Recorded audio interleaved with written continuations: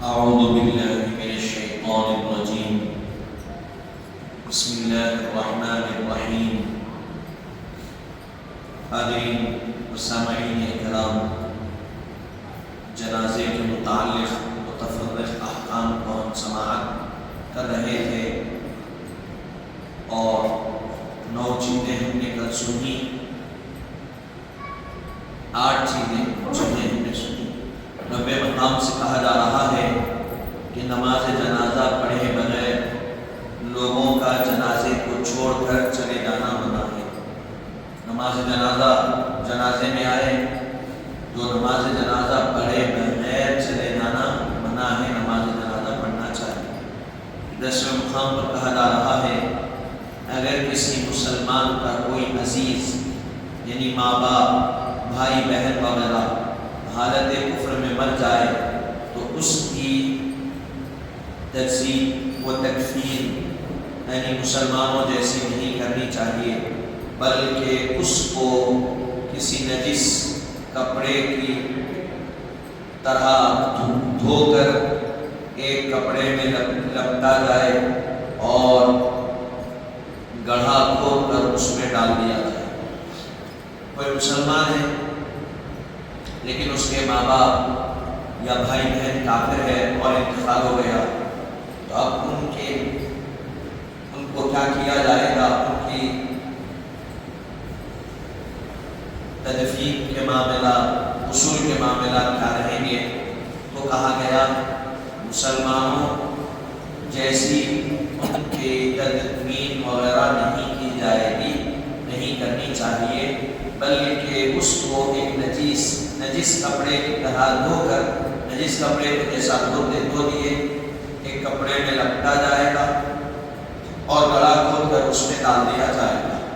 یہ سب کچھ اس وقت کیا جائے گا جب کہ کافروں سے کوئی موجود نہ ہو، ورنہ مردہ ان کے حوالے کر دیا جائے گا۔ یہ سب کچھ کب کریں گے؟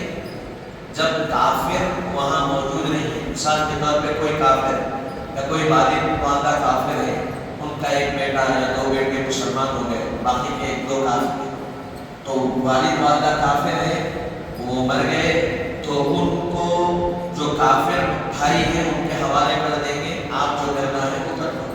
اگر کوئی ہے نہیں، 2 بیٹے تھے، دونوں بھی اسلام قبول کر لیے، تو آپ والد والدہ کے ساتھ کیا کریں گے؟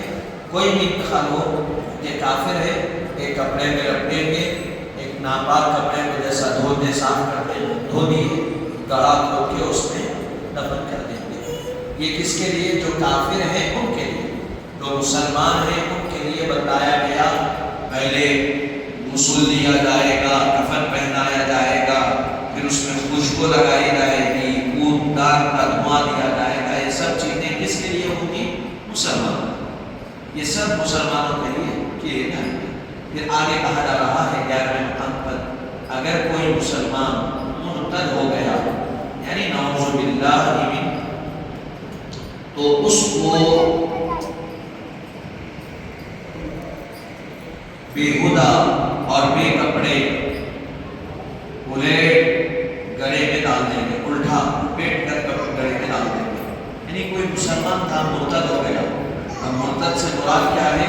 یعنی مذہب اسلام سے پھر گیا، مسلمان تھا مذہب اسلام سے پھر گیا تو اس کو نہ غسل دیں گے نہ کفن، جیسا ہے اس کو ویسے ہی لے جا کر قبر کے گڑھے میں ڈال دیں گے۔ پھر 12ویں مقام پر کہا جا رہا ہے جب قبر میں مٹی پڑ جائے تو پھر اس کے بعد لا ضرورت شدید قبر کھولنا یا میت کا قبر سے نکالنا جائز نہیں ہے۔ کیا کہہ رہے ہیں؟ جب قبر پہ مٹی پڑ جائے، مٹی ڈال دیں، پھر اس کے بعد بلا ضرورت شدید قبر کا کھولنا یا میت کا قبر سے نکالنا ناجائز ہے۔ قبر بن گئی، قبر میں میت کو رکھ دیے، مٹی ڈال دیں تو اب ضرورت نہیں ہے کھولنے کی، بلا ضرورت شدید کھول۔ اب اس میں رات میں لکھتے ہیں مثلا کسی کی کوئی چیز قبر میں رہ گئی یا کوئی ایسی ہی اور بات پیش آئی تو پھر قبر کا کھولنا جائز ہے، اگرچہ مٹی ڈال دی گئی۔ مٹی ڈال دی لیکن کسی کی کچھ اہم چیز اندر رہ گئی، وہ ضروری ہے، تو پھر ایسی صورت میں قبر کو کھولنے کی اجازت۔ پھر اس کے بعد آگے کہا جا رہا ہے قبر پر بیٹھنا، سونا، چلنا، کھڑا ہونا، ضرورت کرنا منع ہے، اور قبرستان سے سبز گھاس کا کاٹنا مکروہ۔ قبرستان میں بیٹھنا، سونا، چلنا، کھڑا ہونا، ضرورت سے فارغ ہونا، خواہ چھوٹی ہو یا بڑی، یہ ساری کی ساری چیزیں منع ہیں، اور قبرستان سے سبز گھاس کا کاٹنا مکروہ۔ سبز گھاس جو ہری گھاس ہوتی ہے وہ بھی نہیں کاٹنا چاہیے، اللہ کو ناپسند۔ پھر 14ویں مقام پر کہا جا رہا ہے کہ قبر کے پاس قرآن شریف کا پڑھنا جائز ہے، اس سے میت کو نفع پہنچتا ہے۔ قبر کے پاس بیٹھ کر قرآن شریف کی تلاوت کر رہے ہیں تو قرآن شریف کی تلاوت قبر کے پاس کرنا جائز ہے، اس سے جو مردہ ہے، جو میت ہے، قبر میں ہے، مردہ بنے میت کہیں گے، ان کو نفع پہنچے۔ پھر 15ویں مقام پر کہا جا رہا ہے قبر کی زیارت کرنا مستحب ہے۔ جب قبرستان پہنچے تو سنت ہے کہ اول یہ پڑھیں۔ قبر کی زیارت کرنا کیا ہے؟ مستحب عمل ہے، زیارت کیے ثواب نہیں کیے کچھ بھی، ٹھیک ہے۔ پھر قبرستان میں پہنچے تو سنت حضور پاک کی کیا ہے؟ یہ دعا حضور پڑھا کرتے تھے، السلام علیکم دار القوم المؤمنین وإنا إن شاء الله بكم لاحقون أسأل الله لي ولكم العافية۔ پھر قبلے کی طرف پشت اور قبر کی طرف منہ کر کے قرآن شریف، قرآن مجید سے جو پڑھ سکتے ہیں وہ پڑھیں، اور درود پڑھ کر اس کا ثواب اہل قبر کو بخشیں۔ طریقہ کیا ہے؟ قبلے کی طرف کیے کرنا، قبر کی طرف چہرہ رہنا، میت کی طرف، قبر کی طرف، قبلے کی طرف پیٹ کرنا، قبر کی طرف چہرہ ہے۔ اب قرآن شریف میں سے آپ کو جو یاد ہے آپ وہ پڑھ سکتے ہیں، یا درود شریف پڑھنا ہے پڑھ سکتے ہیں، پڑھ کر اس کو ثواب کی نیت سے اہل قبر کو بخش دینا چاہیے۔ جس کی وضاحت میں لکھ رہے ہیں سورہ الحاقۃ التکاثر 1 مرتبہ، سورہ اخلاص یعنی قل هو اللہ احد 11 مرتبہ، مع سورہ فاتحہ و درود شریف ضرور پڑھیں، اس سے مردوں کو اور مردوں کے ثواب کے موافق پڑھنے والوں کو بھی ثواب ملتا ہے۔ اس سے الحاقۃ التکاثر 1 مرتبہ، سورہ اخلاص 11 مرتبہ، سورہ فاتحہ اور درود شریف پڑھ کر ثواب کی نیت سے ان پر بخش دیں گے، تو جو قبر میں ہے ان کو جتنا ثواب اللہ عطا کرے گا، پڑھنے والوں کو بھی اللہ اتنا ہی ثواب عطا کرے گا۔ پھر اس کے بعد آگے کہا جا رہا ہے سورۃ میں اور آخری مقام پر اہل میت کو 3 دن تک سوگ کرنا جائز ہے، اس سے زیادہ کسی کو درست نہیں۔ البتہ عورت کو اپنے شوہر کے لیے 4 مہینے 10 دن تک سوگ کرنا چاہیے۔ اہل میت کو 3 دن تک سوگ، اسلام میں کتنے 3 دن کا غم اور سوگ بتایا گیا، 3 دن تک سوگ کرنا چاہیے، غم منانا چاہیے، غم میں رہنا چاہیے۔ پھر اس کے بعد کہا گیا سوگ ختم کر دینا درست ہے، لیکن بیوی کے لیے شوہر کا انتقال ہو گیا تو وہ 4 مہینے 10 دن تک اپنے شوہر کے لیے سوگ اور غم منا سکتی ہے، اس کی اجازت ہے، کیونکہ عدت کے ایام کتنے ہیں اس کے 4 مہینے 10 دن تک اس کی عدت کے ایام ہیں، تو وہ سارے ایام و غم میں سوگ میں گزار سکتی ہے۔ تو جس کسی کا انتقال ہو جائے 3 دن کا، لیکن اب والد کا انتقال ہو جائے، اب بیٹوں پر کیا گزرتی ہے جن کے والد گئے تو معلوم ہے، ایک کائنات کا اپنے سر سے چلے جانا، یا پھر آپ یوں کہیں کہ اپنے سر سے چھت کا سائے کا اڑ جانا اس کے برابر ہوگا۔ تو وہ جب کبھی یاد آتی غم کی کیفیت دل میں پیدا ہو جاتی ہے، یہاں وہ کیفیت مراد نہیں، یہاں پہ مسلسل روتے رہنا، مسلسل پورا غم میں رہنا، وہ 3 دن کی عادت ہے۔ جب کبھی یاد آئی آنکھ اکشبار ہو جاتے ہیں، آنکھوں میں آنسو آ جاتے ہیں، تو مراد نہیں۔ تو یہاں پر قبر کے متعلق متفرق جو احکامات بتلائے گئے تھے وہ یہاں ختم ہوئے. اب یہاں سے فاتحہ اور اس کی تحقیق بتلائی جا رہی ہے. فاتحہ کیا ہے اور اس کی تحقیق کیا ہے، ذہن میں رکھیں اور غور سے سنیں. فاتحہ کا معنی یہ ہے کھولنا اور کسی چیز کا آغاز کو شروع کرنا. فاتحہ کا معنی کیا ہے؟ کھولنا یا کسی چیز کا آغاز کرنا، شروع کرنا. اسی لیے سورہ فاتحہ کہتے ہیں. کیوں کہتے ہیں؟ وہاں سے قرآن کا آغاز ہو رہا، قرآن کی شروعات ہو رہی. تو فاتحۃ الکتاب بولتے سورہ فاتحہ. فاتحۃ الکتاب یعنی قرآن شریف کا آغاز اس سورے سے ہو رہا ہے، شروع ہو رہا ہے، اس لیے اس کو فاتحۃ الکتاب کہا جاتا ہے. تو کیا ہے فاتحہ کا معنی؟ کھولنا اور کسی چیز کا آغاز اور شروع کرنا. چنانچہ قرآن شریف کی پہلی سورت فاتحہ کے نام سے. لیکن عرف عام میں قرآن شریف کی تلاوت یا اس کے چند صورتوں کا ثواب پہنچانے کو فاتحہ کہتے ہیں. عرف عام میں، عام زبان میں کیا کہتے ہیں؟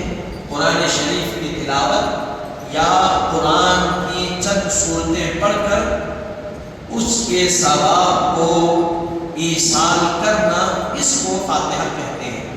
چونکہ اس تلاوت میں سورہ فاتحہ بھی ہوتی ہے، اس لحاظ سے بھی اس کو فاتحہ کہا جاتا ہے.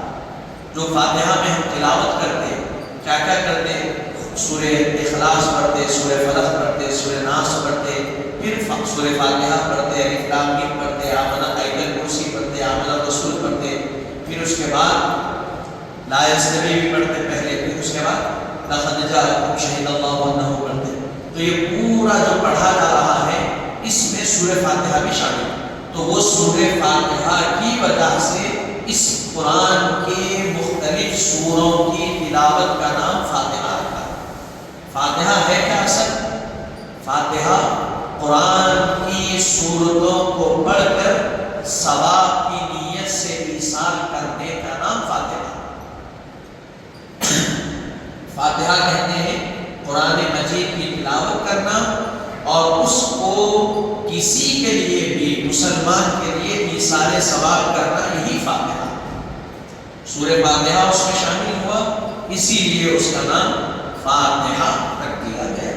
دوسرے مقام پر کہا جا رہا ہے فاتحہ کی تحقیق یہ ہے، فاتحہ کی حقیقت یہ ہے کہ پورا قرآن شریف یا اس کی چند صورتیں پڑھ کر یا کوئی اور نیک کام کر کے اس کا اجر جو کچھ اس کو ملتا ہے اپنی جانب سے کسی اور کو بخش دے. مثلا قرآن شریف پورا نہ ہو تو اس سے سورہ فاتحہ ایک مرتبہ اور 3 یا 5 یا 7 یا 11 مرتبہ قل هو اللہ احد اور اسی قدر میں درود شریف پڑھ کر یہ کہے کہ اس کلام پاک کا اور طعام وغیرہ کا ثواب حضرت سیدنا محمد صلی اللہ علیہ وسلم اور انبیاء کرام، اولیاء کرام کی ارواحوں کو پہنچ کر فلاں شخص کی روح کو اور جمیع امت محمدیہ کی ارواحوں کو پہنچے. یہ فاتحہ. قرآن شریف مکمل قرآن کی تلاوت کریں یا جہاں سے آپ کر سکتے کریں، یا سورہ فاتحہ پڑھیں 1 مرتبہ، 11 مرتبہ قل هو اللہ احد، 7 مرتبہ پڑھیں یا 5 مرتبہ یا 3 مرتبہ. جتنے مرتبہ قل هو اللہ احد پڑھ رہے ہیں اتنے مرتبہ درود شریف پڑھیں گے اور دعا کریں گے مولا میں یہ جو قرآن کی تلاوت کیا اس کے ثواب کو حضرت سیدنا محمد صلی اللہ علیہ وسلم کی اور انبیاء اولیاء کی ارواحوں تک پہنچا، ان کی ارواحوں تک اس کے ثواب کو پہنچا اور اس ثواب کو فلاں بن فلاں بندے تک پہنچا. یعنی مثال کے طور پہ کوئی عبداللہ کسی کا تو مولا عبداللہ بن عبد الرحمن کی قبر میں ان کی روح تک اس کے ثواب کو پہنچا. اس قرآن کی تلاوت کے ذریعے سے ان کو اطمینان نصیب فرما، ان پر رحمت کا نزول فرما، پر قبر کے عذاب کو ان سے دور فرما، قبر کی راحت ان کو اس قرآن کی تلاوت کے ذریعے سے عطا فرما۔ یہ دعا کرنا طریقہ۔ پھر اس کے بعد اس میں جس بندے کے لیے کر رہے ہیں اس کو بھی شامل کر سکتے، یا حضور کی پوری امت کو بھی شامل کر کے ایصال کر سکتے۔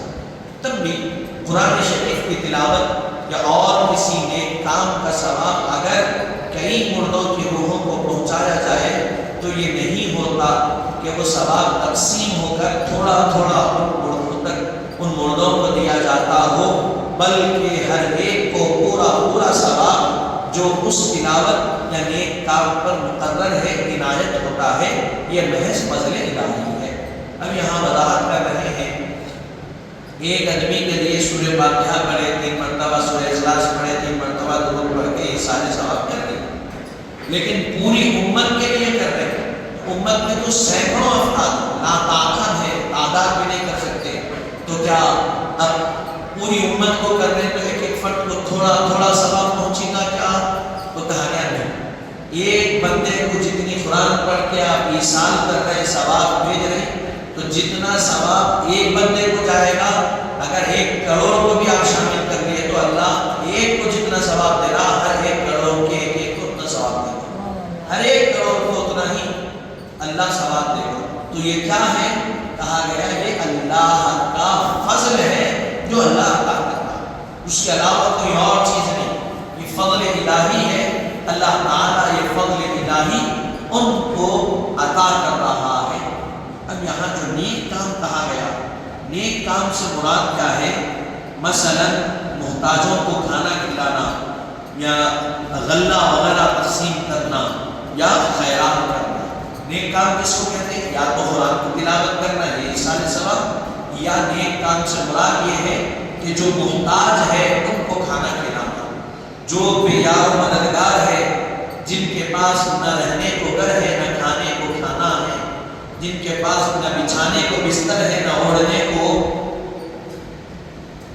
وہ جو بھی اوڑھا جاتا ہے شال وہ نہیں ہے، تو ایسوں کو کھانا کھلانا، یتیموں کو کھلانا، بیواؤں کی مدد کرنا، یہ سب کر کے اس کا ایصال مرحومین تک پہنچانا یہ نہیں کام۔ پھر غلہ بانٹنا یعنی اناج تقسیم کرنا، لوگوں کو مہینے کا راشن دینا، یہ بھی کیا ہے؟ ایصال ثواب۔ یا خیرات کرنا، اللہ نے دولت دی ہے تو اس دولت کو غرباء، فقراء اور محتاجوں میں خیرات کر دینا، یہ بھی کیا ہے؟ ایصال ثواب میں سے نیک کاموں میں شامل ہوگا۔ تو نیک کام کر دیے، خیرات کر دیے، مولا جو میں خیرات کیا اس کا ثواب میرے والد کو پہنچا دے، ختم، یہ ایصال ہوگا۔ کسی کو کھانا کھلائے غریب کو، مولا میں جو غریب کو کھانا کھلا رہا ہوں، یہ غریب کو کھانا کھلانے کا ثواب مولا میرے والد کو عطا، میرے والدین کو عطا۔ اور حضور نے فرمایا بہترین کیا دین کیا ہے؟ کھانا کھلانا، سلام کرنا، افشوا السلام اطعموا الطعام۔ بہترین دین کیا ہے؟ سلام میں پہل کرنا اور کھانا کھلانا، یہ بہترین دین۔ تو کھلانا، کھانا کھلانے کا معاملہ آج سے نہیں، ابتدا سے رہا۔ تو جس کو کھانا کھلایا جاتا ہے اس کے دل میں آپ کی محبت اور دین کی محبت بھی پیدا ہوگی، اور یہ اللہ تعالیٰ کو محبوب عمل۔ کل قیامت کے دن جب سب جنت میں چلے جائیں گے حساب کتاب ہو کر، تو جنت میں کیا کہا جائے گا؟ پڑھو، عبادت کرو نہیں، جنت میں جو نعمتیں اللہ نے رکھی ہے اس کو کھاؤ اور پیو کہا جائے۔ حاضرین محترم، یہ آپ اور ہم اس بات کی جنازے کے متعلق متفرق احکامات اور فاتحہ اور اس